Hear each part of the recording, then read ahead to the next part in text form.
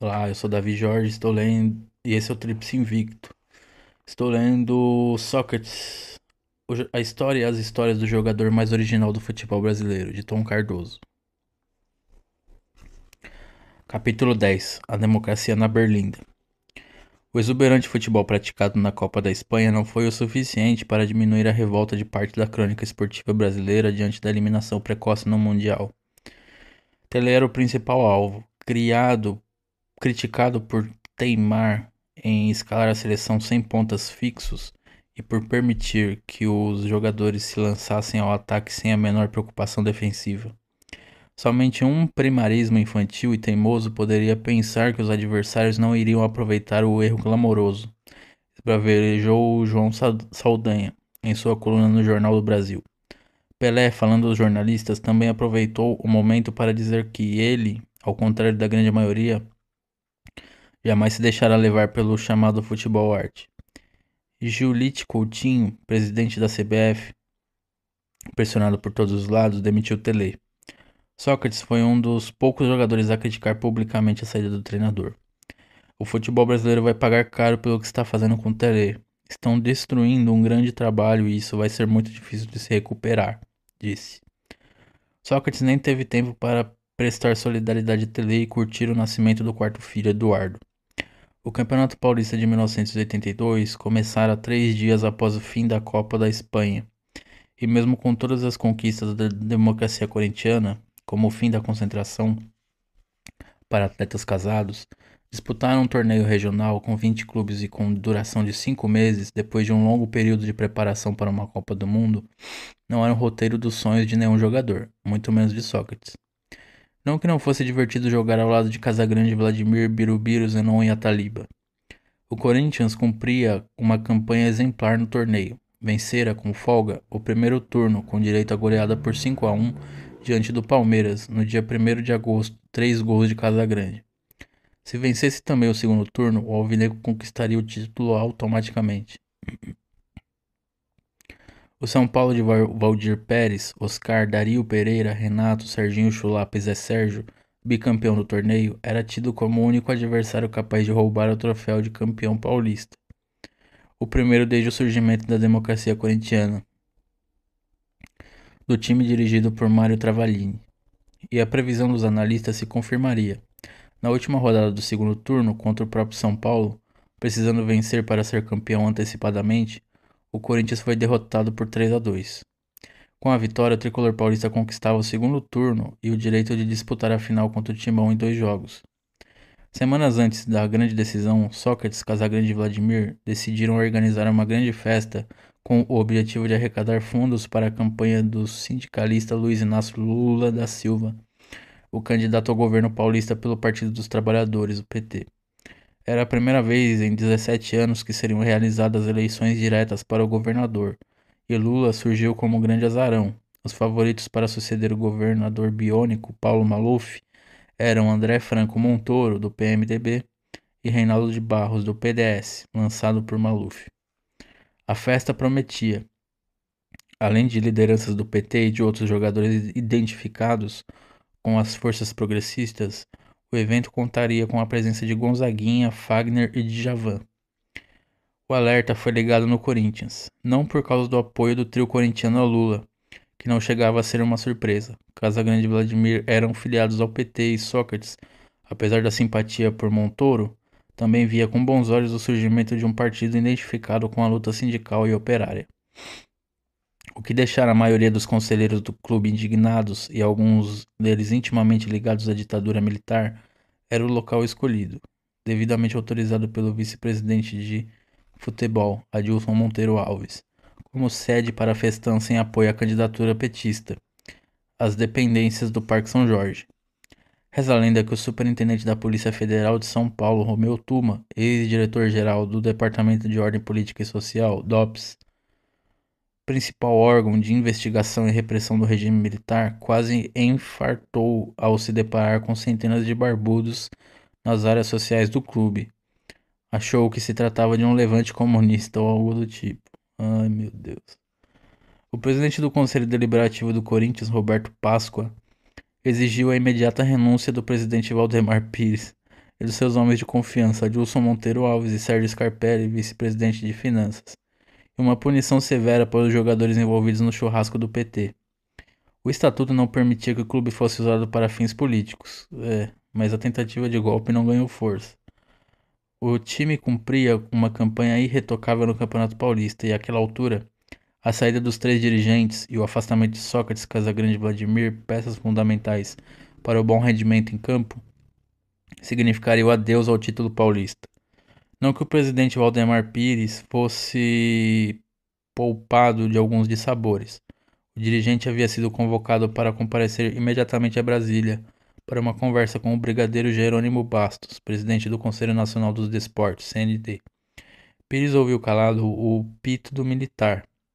Que história era aquela de fazer festinha para comunistas na sede do clube porque ele permitira o uso da inscrição dia 15 vote na camisa dos jogadores? Dentro de campo, o Corinthians não sentiu pressão alguma. Também não se intimidou diante da máquina tricolor. O bicampeão São Paulo não resistiu ao entrosamento e à alegria de Sócrates, Casão e companhia. Era a democracia corintiana que estava em jogo, o que fazia toda a diferença. O Corinthians venceu os dois jogos da final. O primeiro no dia 8 de dezembro por 1-0 e o segundo no dia 12 por 3-1.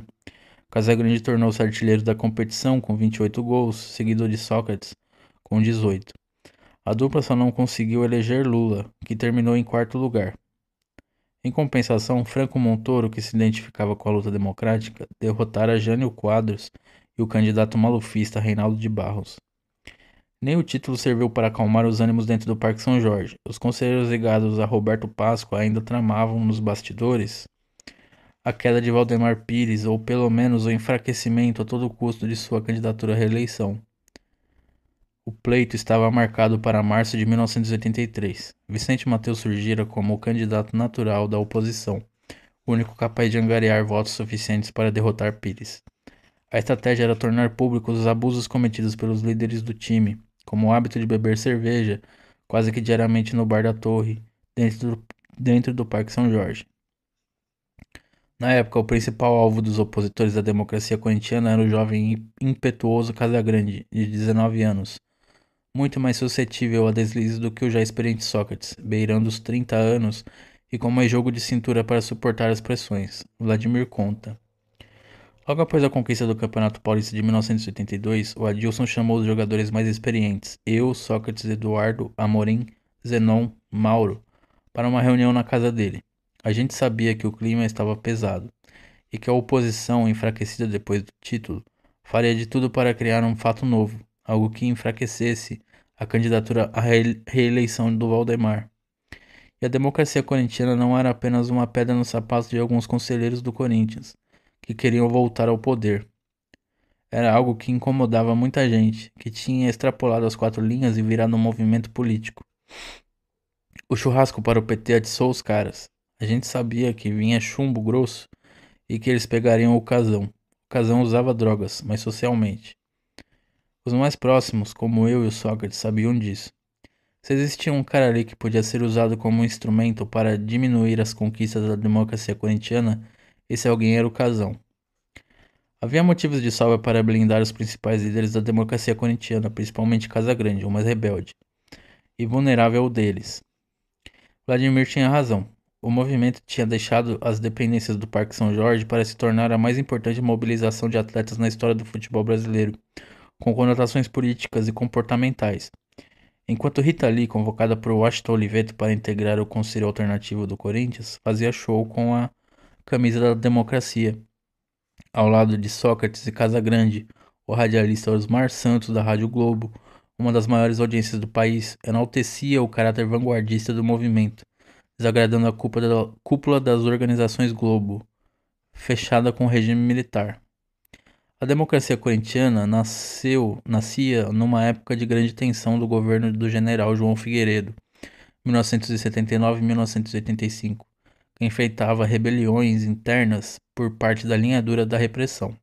Contrário ao processo de abertura iniciado pelo governo Ernesto Geisel, o começo dos anos 1980 havia sido marcado por violentos atentados terroristas promovidos pela ultradireita, o mais famoso deles, conhecido como Caso Rio Centro, quase terminou com milhares de mortos, durante um show com a participação de 30 artistas, no pavilhão Rio Centro, no Rio de Janeiro, na noite do dia 30 de abril de 1981. O evento pelo Dia do Trabalho era promovido pelo Centro Brasil Democrático, CEBRAD, vinculado a partidos de oposição ao regime militar. Uma bomba que seria instalada no edifício explodiu antes da hora, no carro em que estavam os dois militares, provocando a morte de um deles, o sargento paraquedista Guilherme Rosário. Após a reunião na casa de Monteiro Alves, foi armada uma estratégia para proteger Casagrande contra uma possível armação. O jogador trocou o Jeep conversível, mais chamativo, por um Corcel e passou a dormir todos os dias no Hotel Planalto, onde a equipe costumava se concentrar. Também ficou combinado que ele evitaria andar sozinho.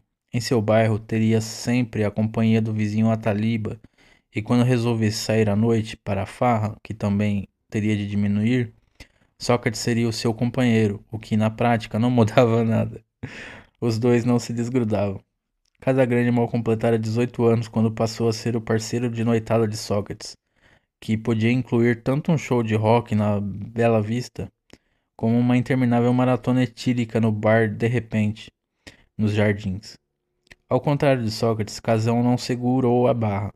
Passou a usar cocaína com certa frequência, inclusive na antevéspera da decisão contra o São Paulo, pelo Campeonato Paulista, quando experimentou a droga pela primeira vez, durante um show do guitarrista inglês Peter Frampton, realizado no ginásio do Corinthians. Em entrevista à revista Status, concedida em janeiro de 2012, Casagrande falou do episódio. Na hora me senti um Zeus no Monte Olimpo. O cara me deu um colar com uma conchinha cheia de pó. E eu ficava cheirando e bebendo Campari a noite toda. Nem vi o show. Depois fui tirar uma foto com Peter Frampton. Eu parecia um fantasma. Por sorte, Casagrande não foi sorteado para o exame antidoping e, ainda jovem e forte, também não sofreu fisicamente os efeitos da droga, o que explica os 28 gols marcados durante o torneio. Sócrates, que se recusava a fazer o papel do irmão mais velho, jamais reprimiu o centroavante, apenas o aconselhou a ingerir açúcar quando exagerasse na dose. Na mesma entrevista à revista Status, Casagrande declarou: Ele, Sócrates, me falava: quando você pegar pesado, come 2 quindins, porque a droga suga todo o açúcar do sangue. Quando eu andava logo com 2 caixas de quindim, então eu andava logo com 2 caixas de quindim no carro. Não foi uma caixa de guloseimas que os policiais da Rota, Rondas Ostensivos Tobias de Aguiar, a tropa de elite da PM paulista, disseram ter encontrado após revistar o Corcel de Casagrande, no começo da noite do dia 23 de dezembro de 1982, no momento em que o jogador abria o portão de casa no bairro da Penha. Segundo a versão dos policiais, Casagrande portava no carro um vidro de mercúrio com uma grande quantidade de cocaína, cerca de 30 gramas. A taliba, recomendado a não desgrudar do crack, chegara tarde, no momento em que os policiais deram voz de prisão ao centroavante. Levado à delegacia, Casagrande negou a versão da PM. Disse que estava sendo vítima de uma armação e que era sua palavra contra a dos policiais. Como não houve testemunhas, o jogador acabou liberado, às 3 da manhã, sob pagamento de fiança. Denunciado com base na lei antitóxico, foi absolvido meses depois, por insuficiência de provas. A prisão de Casagrande não mudou a rotina no Parque São Jorge, apenas serviu para fortalecer ainda mais a democracia corintiana. Sócrates foi à imprensa dizer que acreditava na inocência do amigo e que há mais de um mês estava esperando por alguma coisa do tipo, uma retaliação por parte dos agentes da repressão, que não via com bons olhos o crescimento do movimento nascido no Parque São Jorge. Matéria do Estado de São Paulo, de 26 de dezembro de 1982.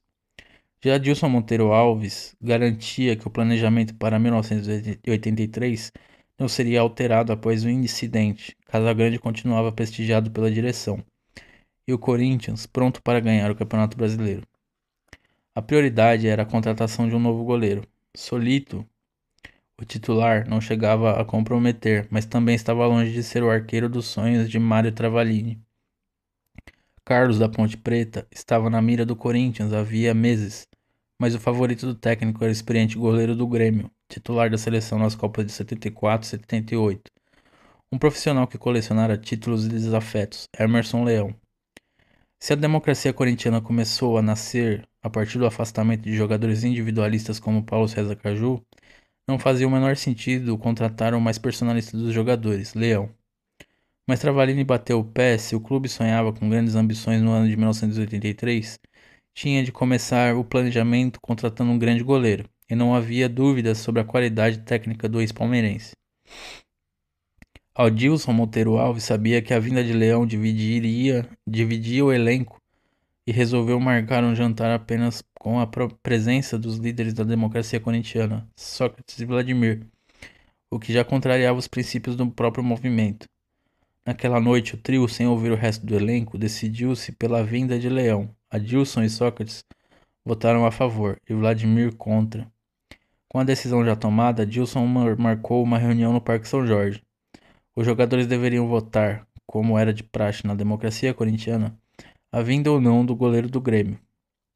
O resultado da eleição não tinha a menor importância. Sua contratação já havia sido decidida no jantar do diretor com os líderes da equipe, tanto que, no dia da reunião com todos os atletas, Leão já esperava dentro do clube para ser apresentado.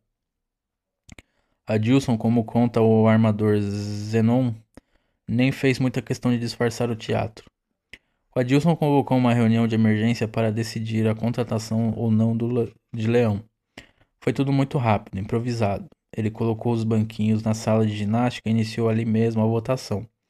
Muita gente ficou contrariada. O Leão era um cara difícil. Todo mundo sabia.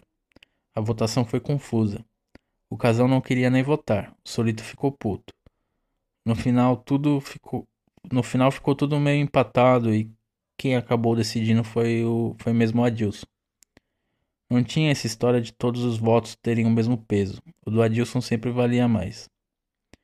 Ele já sabia o resultado, tanto que a reunião terminou e quem entrou na sala? O Leão. Ele estava esperando. Chegou com um discurso pronto, dizendo que era um grande prazer jogar no Corinthians ao lado de jogadores tão importantes. Logo após a chegada de Leão, Mário Travalini pediu demissão. Ué. Na época, especulou-se que o treinador não suportaria mais a pressão de alguns jogadores, enciumados com a liderança exercida por Sócrates e Vladimir. Mas o motivo era um só. Travalini soubera do jantar na casa de Adilson, sem a sua presença, para discutir a contratação do goleiro, sugerida por sinal por ele próprio.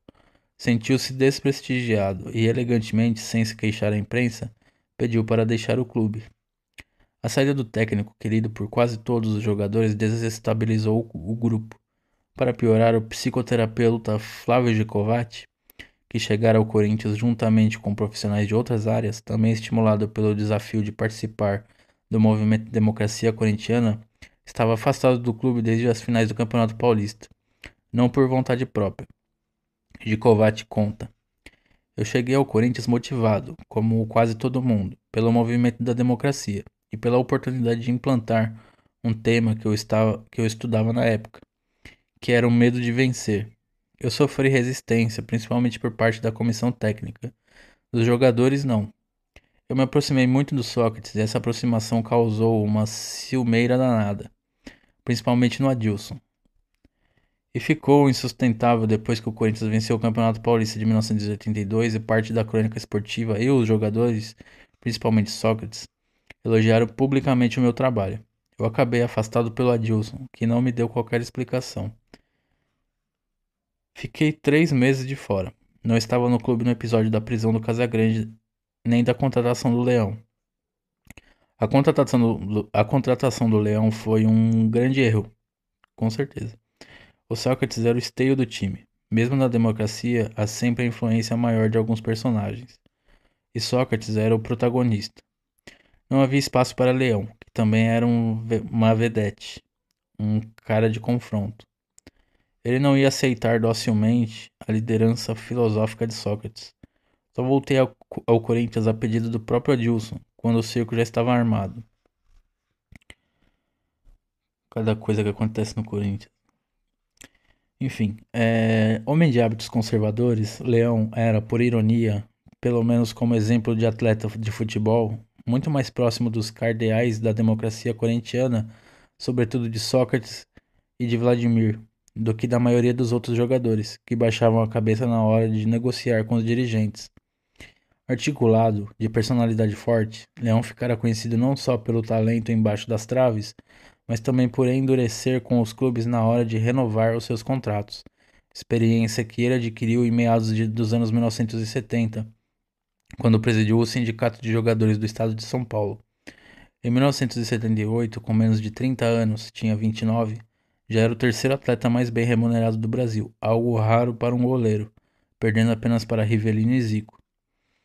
Assim que chegou, o Leão tornou-se imediatamente o líder dos jogadores que não aceitavam o comando exercido por Sócrates e companhia.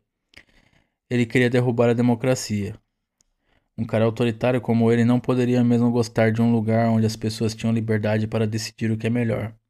Era incômodo para ele. Reacionário nunca se expõe, sempre trabalha por baixo do pano para conseguir seus intentos, declarou Sócrates anos depois, numa entrevista à revista Isto É, publicada em outubro de 2000. Os líderes da democracia acusavam Leão de criar um poder paralelo dentro do clube e de convencer os outros jogadores, o segundo escalão, de que a democracia corintiana era, na verdade, um movimento antidemocrático, que servia apenas a um grupo de jogadores liderados por Sócrates. O goleiro, que ao se aposentar virou treinador no estilo linha dura, com fama de disciplinador, não mudou, com o tempo, a sua opinião sobre o movimento liderado por Sócrates e Vladimir. Não posso falar sobre a democracia corintiana porque simplesmente ela não existiu. O tempo mostrou isso, que era apenas um movimento bom para os que mandavam. Os outros batiam apenas palma. Eu que não compactuava com aquilo, procurei só jogar futebol, tanto que a minha passagem foi vitoriosa. Mas o sucesso do Corinthians deve-se exclusivamente ao bom time de futebol que ele tinha. O Sócrates era um excelente jogador, mesmo não sendo disciplinado. Talvez pudesse jogar ainda mais se fosse um bom profissional. Isso deve ter sido alguma imposição de cima. Não é possível. Enfim. A queda de braço entre Sócrates e Leão teve uma rápida trégua. O Corinthians parou para escolher um novo presidente no dia 6 de março. A campanha contou com intensa participação dos líderes da democracia, o que era proibido pelo estatuto. Vladimir e Casagrande fizeram boca de urna a favor da reeleição de Valdemar Pires, e Sócrates chegou a declarar que, caso Vicente Mateus fosse eleito, ele deixaria imediatamente o Corinthians. Monteiro Alves denunciou um esquema malufista armado pela oposição para chegar ao poder. Tratava-se, segundo o dirigente, do velho e eficiente voto de Cabresto. Mateus pagara do próprio bolso antigas dívidas de associados em troca de votos. Deve ser muito comum esse tipo de coisa. As torcidas uniformizadas também entraram na campanha promovendo o enterro simbólico do candidato oposicionista.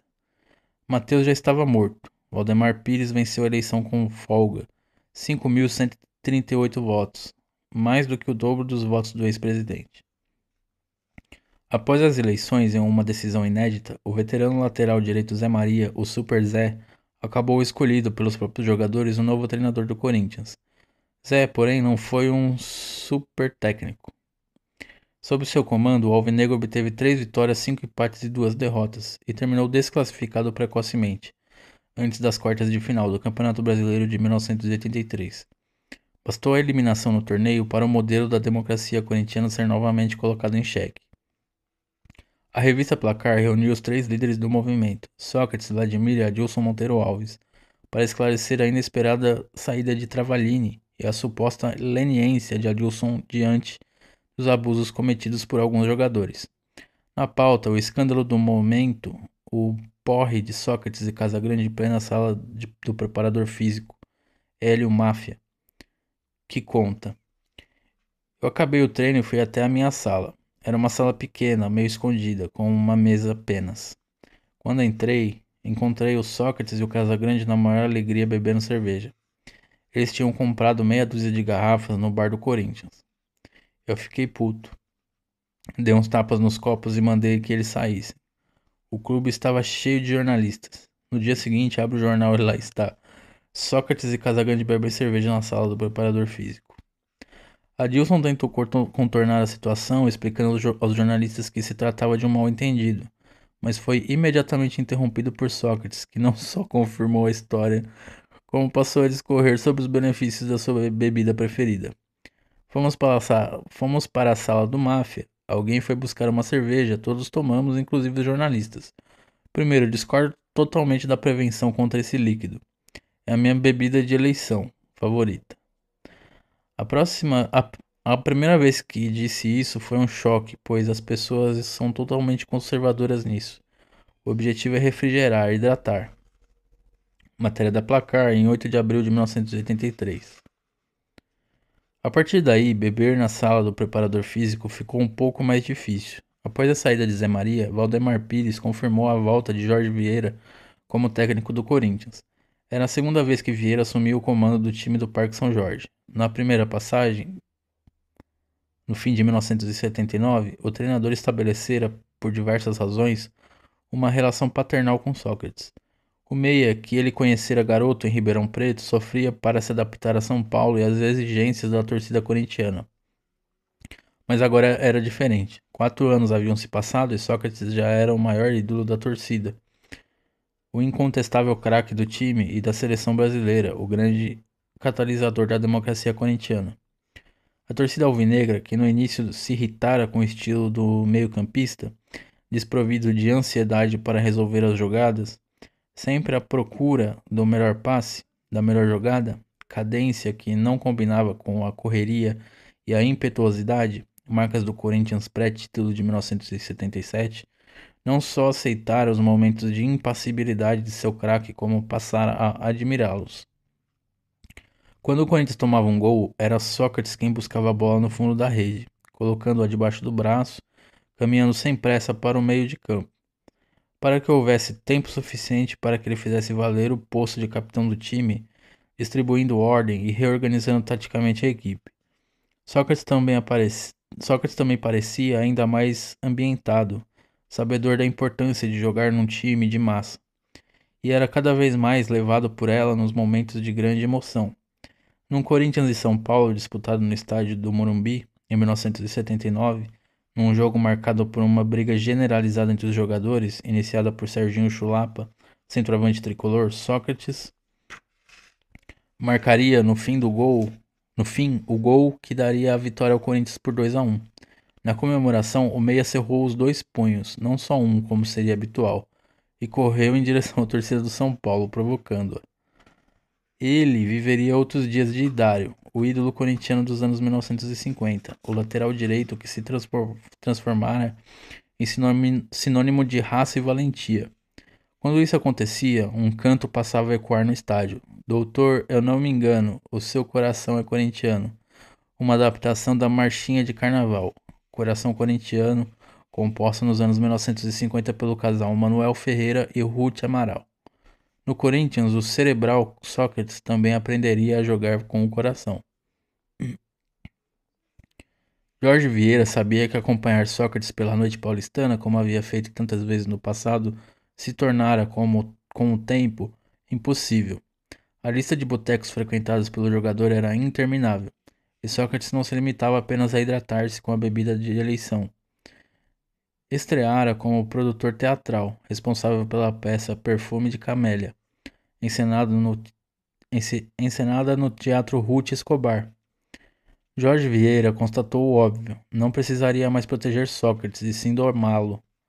Domar Sócrates naquelas circunstâncias também era considerada uma causa perdida. Como cobrá-lo se todo o grupo, do presidente ao massagista, parecia contaminado pelo espírito hedonista do craque? Espírito que ajudou a esvaziar a adega do presidente do Corinthians, Valdemar Pires, na noite que serviria para acertar as bases da renovação do contrato de Sócrates, mas que quase terminou em coma alcoólico coletivo. Valdemar Pires conta.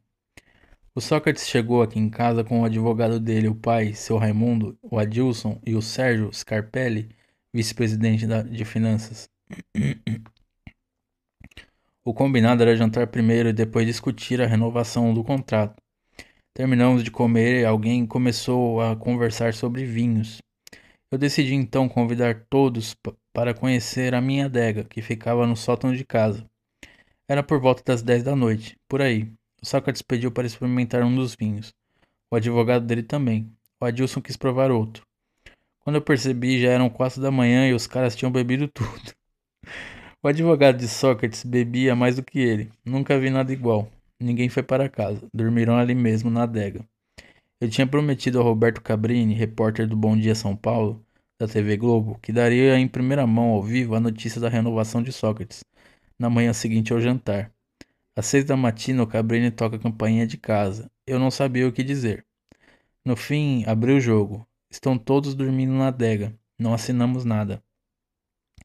O técnico Carlos Alberto Parreira, escolhido pela CBF para substituir Tele Santana após a Copa da Espanha, convocara com ressalvas o craque do Corinthians para a disputa da Copa América, que seria realizada de agosto a novembro de 1983, sem sede fixa.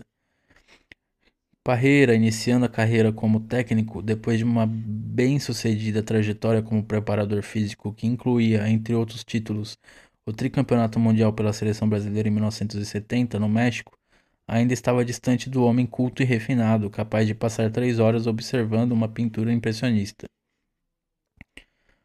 Formado pela rígida Escola Nacional de Educação Física e Desportos no Rio de Janeiro, acostumado aos padrões militares, Parreira ouvira de colegas de profissão histórias tenebrosas sobre Sócrates, incluindo o recente pileque na sala do preparador físico do Corinthians. Foi aconselhado a vigiar o craque alvinegro durante o tempo em que a seleção se concentraria para a disputa da Copa América. Os amigos diziam que não bastava reprimir os eventuais desvios comportamentais de Sócrates. Era preciso também cuidar para que o espírito anárquico do jogador não contaminasse o restante do elenco. Ele podia transformar a seleção brasileira numa espécie de versão nacional da democracia corintiana. Todo cuidado era pouco. Parreira vigiou Sócrates com a aplicação de um espião da CIA. Tudo caminhava bem até o primeiro dia de folga dos jogadores, após uma semana exaustiva de treinamentos. Todos saíram para passear, menos Sócrates, que passou o dia trancado no quarto. O treinador comentou com alguns colegas sobre a estranha reclusão do corintiano e decidiram ir todos ver o que estava acontecendo. Anos depois, Sócrates, em entrevista, relatou a invasão de Parreira em seu quarto e o motivo pelo qual decidira não acompanhar o resto do elenco. Parreira entrou com tudo no meu quarto, ele e toda a comissão técnica. Pensaram que eu estava comendo alguém ou enchendo a cara. Mas eu estava lendo um livro. Acho que isso era um crime para eles. Eu nunca gostei de concentração. Imagina ficar confinado durante 40 dias. Era um saco. Eu me masturbava todo dia. Sócrates ficou no 0-0 durante os 40 dias de concentração. Parreira também sob seu comando e a seleção empataram as 7 das 14 partidas, exibindo um futebol pragmático, muito distante daquele apresentado na época de Tele Santana. A escola de Parreira era outra, a arte do resultado, e não o futebol arte de Tele, de Zagallo e Cláudio Coutinho. Por ironia, a seleção conseguiu apenas um bom resultado na Copa América de 1983, vencida pelo Uruguai. Uma solitária vitória contra o Equador. Parreira foi demitido, dando lugar a Edu Coimbra, ex-treinador do América do Rio, irmão de Zico, tão ineficiente quanto seu antecessor, durou apenas 3 amistosos, mas que jamais ousou interromper os retiros de Sócrates. Após a seleção, Sócrates estava de volta ao Corinthians. O time do Parque São Jorge encararia o Palmeiras pelas semifinais do Campeonato Paulista de 1983. Leão, como se esperava, não se adaptara à democracia corintiana, que preferia chamar de confraria corintiana. Um modelo, segundo ele, criado para atender exclusivamente aos caprichos de meia dúzia de jogadores, entre eles Sócrates, Vladimir e Casagrande. Nos bastidores, aos poucos, o goleiro foi conseguindo o apoio de parte do elenco, sobretudo dos jogadores mais jovens. Anos depois, Sócrates declarou à revista Isto é Gente. Matéria de 3 de dezembro de 2001. Ele chegava à diretoria e pressionava para aumentar o salário dos moleques. Assim garantia o voto deles, e tinha o mesmo peso que o meu e o de todos. Criava uma expectativa que nem sempre era verdadeira. Logo começou a ter um monte de conflitos com todo mundo. Entregava os moleques ou a gente para os diretores, com fofocas alheias aos treinos e jogos. Decidimos chegar junto nele para acabar de vez com essa história. Sócrates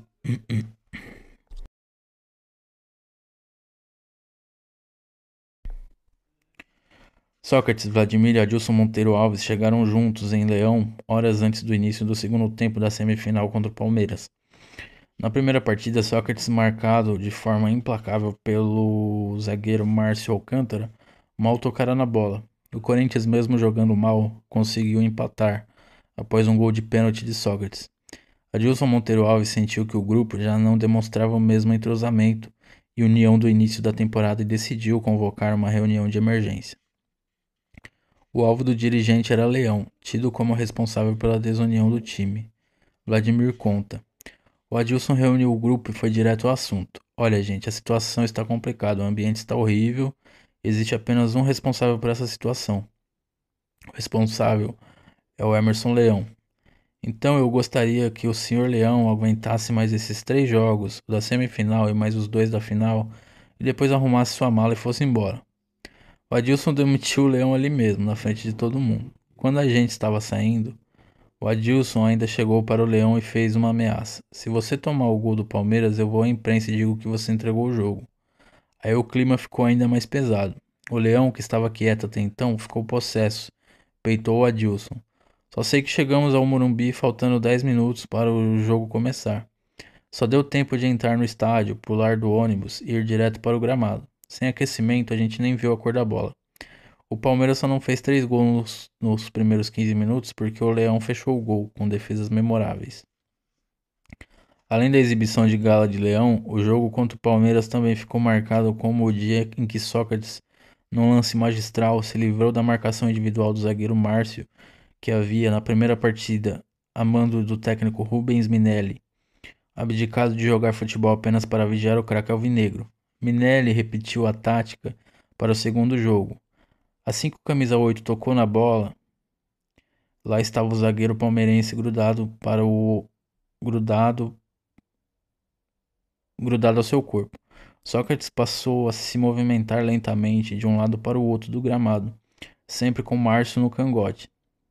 A torcida do Corinthians já mostrava certa irritação quando Sócrates recebeu a bola, girou o corpo, deixou Márcio e outros palmeirenses para trás e chutou para fazer o único gol do jogo.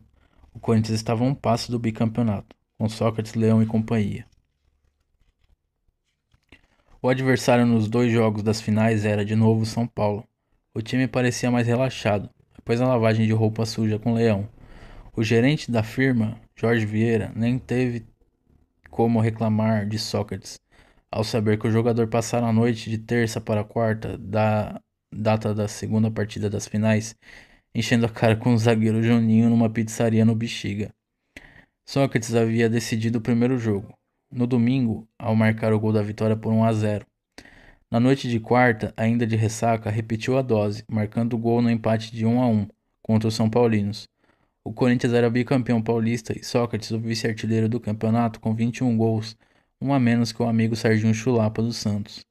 Os jogadores sabiam que, na prática, não poderiam levar ao pé da letra a retórica estampada na faixa confeccionada pela diretoria e levada ao campo pelos atletas para saudar a torcida.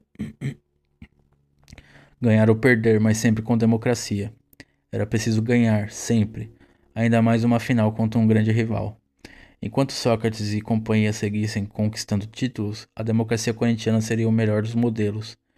Em 1984, a luta de Sócrates, porém, passaria a ser outra: sobreviver ao assédio dos clubes estrangeiros e ficar no país, num Brasil democrático.